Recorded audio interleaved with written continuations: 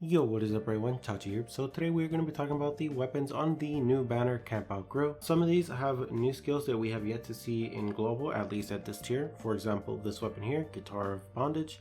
There is one Sage's Gospel, but it is a tier 3, so I was wondering whether or not the skill was different. As you guys can see here, the JP version, it is magic and magic defense to 2 allies with SB1.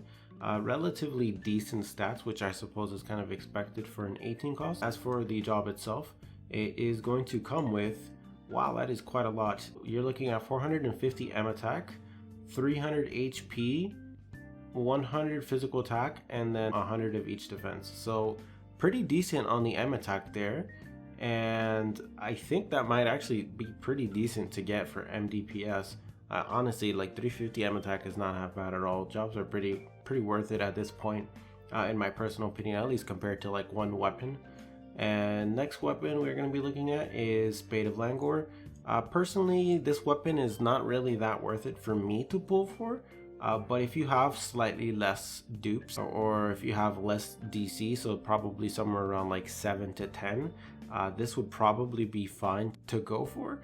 But in my specific scenario, one copy of this weapon is not enough to replace my weakest spear, which is an MLB GC shop weapon. Though it only has around 2000 or 2100 M attack, it's still not worth it because that skill is level 20 while this one would be 15. While yes, this does have DC 1, with the lowering of the M attack by about 200-300, it's just not enough. It just cannot outweigh that plus the level skill difference. Now if I could get 2 copies of this, it would technically be worth it, but at that point I might as well save for a DC 2 spear. And I would suggest that for pretty much any magic vanguards, they have like probably over like 12 or 13 DC spears. Anything in that general vicinity, you probably don't need this spear unless you're already pulling for the job, in which case, you know, this is just an added bonus. Something a little extra, but it probably won't go in your grid unless you have multiple copies. Of course, you should always check up on that. Do your own calculations yourself. There is a grid optimizer, Blue's grid optimizer. You just put in your weapons and you can see whether or not it would actually increase your damage when you add it into your grid. Now looking at the magic attack, this is going to be 700 magic attack. Between this and the other job, that's already 1050. There's pretty much no point in not pulling on this if you're magic DPS unless you have no crystals, which guess who doesn't have crystals? Me. So looks like I'm not gonna pull for this one, which kind of sucks. It's gonna break my streak. I actually do have all paladin jobs, so that's kind of unfortunate, plus an extra 100 HP and 100 magic defense. Really sucks, but I'm probably not going to be able to pull it. Actually, GC crystals. I could probably use GC crystals. Whether or not I want to spend it on this banner though is another story, and I really don't, but that 700 magic attack is pretty nice. Torch of Curiosity. It is going to be a staff with, by the way, its own new skill as well. I don't believe this skill is in the game, although there's another staff that has a similar skill. This one gives between the start of call and 5 minutes before it ends, so pretty much 15 minutes. Every time you use it, it gives 8 SP for every use, and it does come with recovery support too, and it is a 1.5 target.